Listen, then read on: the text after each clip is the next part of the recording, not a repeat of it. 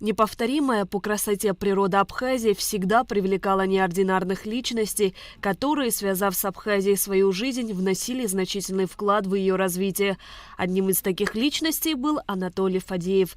Крупный советский ученый, один из ведущих специалистов по истории России XIX века, был тесно связан с Абхазией. Здесь в 1929 году началась его плодотворная научная и педагогическая деятельность. Анатолий Фадеев считался первым историком, марксистом в Абхазии. Фадееву было всего 23 года, когда он стал научным сотрудником АБНИКа. И он прямо сходу за 5 лет написал более 10 книг, выпустил в течение 5 лет.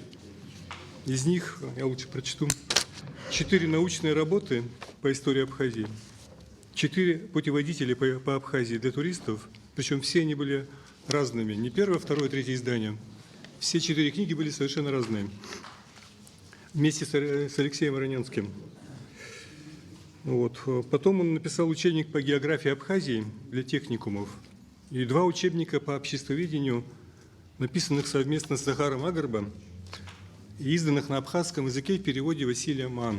Двухтомник избранных сочинений Фадеева содержит его работы по истории Абхазии, изданные в 1930-е годы. Все они давно стали библиографической редкостью и представляют немалый интерес и в наше время. В 2 томах представлены наиболее важные работы. К примеру, одна из первых опубликованных им работ к вопросу о феодализме в Абхазии. В исследовании показаны особенности абхазского феодализма. Это была новаторская работа, где говорится о том, что в Абхазии не было крепостного права, но не было и свободных крестьян. Наиболее значимой работой Фадеева является большая статья «Убыхи в освободительном движении на Западном Кавказе». Эта работа является едва ли не первой и единственной, посвященной убыхам в советской историографии. Очень много написано о крестьянской реформе в Абхазии. Впервые тоже. Ее истоки, ее особенности. Почему она такой острый характер приняла. Он все это хорошо описывает в лицах. Вот, очень доступный язык.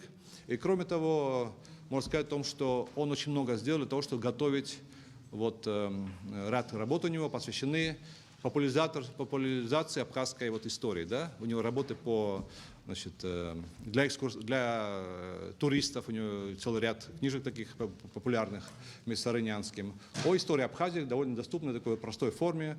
Вот. И даже у него лекции для экскурсовода Абхазии очень много. Мы тоже опубликовали их, очень интересные лекции. Из-за массовых репрессий Фадеев стал подвергаться критике и преследованиям как лакубовский приспешник и вынужден был покинуть Абхазию. Заведующий отделом истории АБГИ Олег Бгажба впервые услышал о Фадееве от своего дедушки Андрея Чочуа, а увидел ученого в первый раз в 1962 году, когда собирался поступать в аспирантуру Института археологии Академии наук СССР. Ученые отмечали важность двухтомника, в котором переизданы научные статьи и книги Анатолия Фадеева касательно Абхазии. Долгожданное, получается, издание. Долго лет готовилось.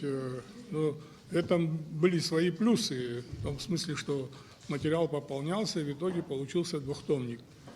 И поздравить всех, потому что появилась возможность, фактически, как было уже отмечено, забытого или полузабытого автора, заново прочитать. Здесь очень интересная его вещь опубликована к вопросу о кабанской культуре в Абхазии. Очень интересно. Он там ссылается на Стражева, на Лукина ссылается, говорит, что это очень интересные находки были сделаны, отдает дань АБНО очень аккуратно, потому что это уже 1934 год, как писал, кстати говоря, Салакая, что уже Абхазия была как бы автономной частью Грузии. Он очень осторожничал, естественно.